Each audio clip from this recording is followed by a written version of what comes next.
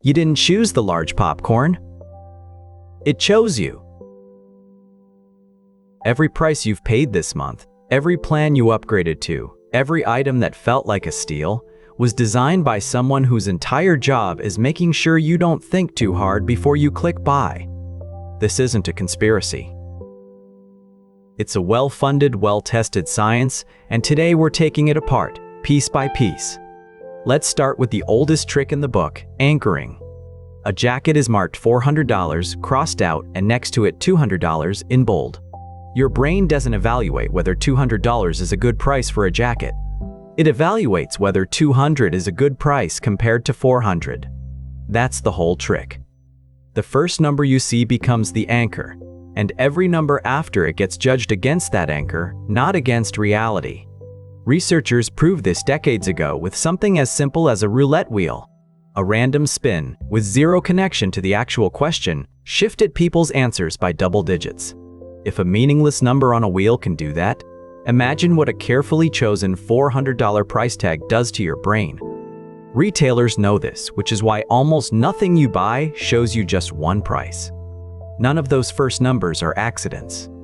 They exist purely to become your anchor. Once your anchor is set, the retailer doesn't need to convince you the item is cheap. They just need it to look cheap relative to the number they showed you first.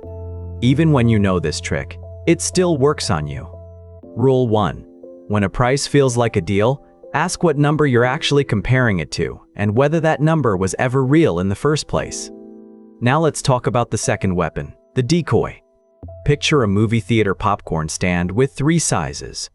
Small for $3. Large for $7. That's it, 2 options. Most people pick the small. Now the theater adds a medium for $6.50. Suddenly, almost nobody buys the small anymore. The medium was never meant to be bought. It exists purely to make the large look irresistible by comparison. The original study used magazine subscriptions. When all 3 options were shown together, most people chose the combo because it looked like getting the print subscription for free. When researchers removed the print-only decoy, far fewer people chose the combo. The decoy didn't need to sell a single unit of itself to completely change your decision. It just needed to exist. So next time you see a pricing table with 3 tiers, and the middle one looks strangely unappealing next to the top one, ask yourself if that middle tier is a real option or just a prop. Now let's go deeper, into the trick that doesn't even need you to make a decision at all. The default. A default is whatever happens if you do absolutely nothing.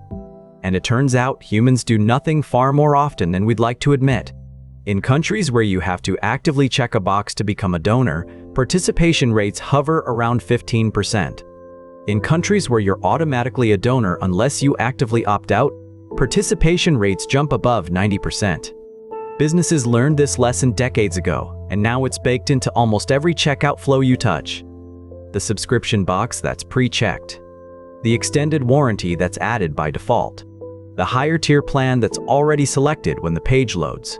Plain view isn't the same as noticed. Changing a default doesn't persuade anyone of anything. It just makes an action do the persuading for you. Rule 2. Before you check out on anything, scroll back up and look for what was pre-selected without you choosing it. Now here's where these 3 tricks combine into something much more powerful than any of them alone. Think about the last software subscription you signed up for. You probably saw 3 tiers. Basic, Pro, and Enterprise. Basic is anchored low just enough to seem almost too limited to be worth it. Enterprise is anchored absurdly high, mostly so that Pro, sitting in the middle, looks perfectly reasonable by comparison. Enterprise, in a lot of cases, barely needs to sell at all. It exists to make Pro the obvious middle choice. And which tier is pre-selected when the page loads? Almost never Basic. Anchoring sets the frame. The decoy directs the choice. The default catches whoever wasn't paying close enough attention to choose at all. 3 separate psychological mechanisms stacked into a single pricing page, and most people never notice even one of them working. Let's talk about one more, because it's sneaky in a completely different way. Price ending psychology. $9.99 instead of $10. 1 cent shouldn't change anything. But your brain reads left to right, and it grabs the first digit before it finishes processing the rest. $9.99 gets encoded in that split second, closer to $9 than to $10. Homes priced at $399,000 get dramatically more search traffic than homes priced at $400,000, even though the actual difference is a rounding error. $1 functionally meaningless. Psychologically, we're thousands in perceived distance. Round numbers subconsciously signal quality and premium pricing, while 9 ending prices signal a deal. The strategy isn't accidental in either direction. It's calibrated to what feeling the price is supposed to sell. So here's the question you should be asking by now. If all of this works on nearly everyone, why does anyone bother resisting it? Because the goal was never to make you immune. The goal is to slow the decision down by just a few seconds. Enough for the automatic part of your brain to hand control back to the deliberate part. First, whenever you see a crossed out price, ignore it completely and ask what you would pay for this item if you'd never seen any other number at all. Second, when you're staring at 3 pricing tiers, identify which one is the decoy before you pick. The decoy is almost always the option that offers barely more than the cheapest tier, for a price close to the most expensive one. Third, before you check out on anything, physically scroll up and look for anything pre-selected that you didn't choose yourself. Boxes, add-ons, tiers, insurance, warranties.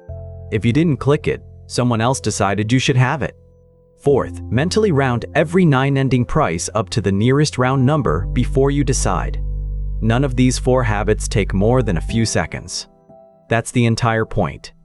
Businesses aren't relying on you being unintelligent. They're relying on you being fast.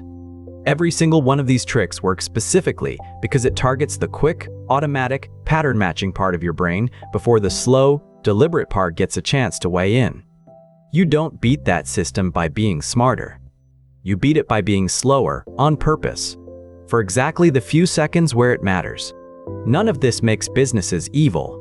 Pricing psychology is just applied behavioral economics, and some of it makes for genuinely useful design. But there's a real difference between a company making its best option easy to choose and a company making its worst option easy to accidentally choose instead. Once you can see anchoring, decoys, defaults, and left-digit pricing, you start noticing them everywhere. On menus, on subscription pages, on every single checkout flow you touch for the rest of your life. That's not paranoia. That's just literacy. And once you have it, nobody can quietly spend your money for you again. If this changed how you'll look at your next receipt, that's exactly the point. Subscribe, because next time, we're going deeper into the psychology hiding inside your paycheck itself. And the next time a price looks like a deal, take the extra 5 seconds. Ask what it's actually being compared to.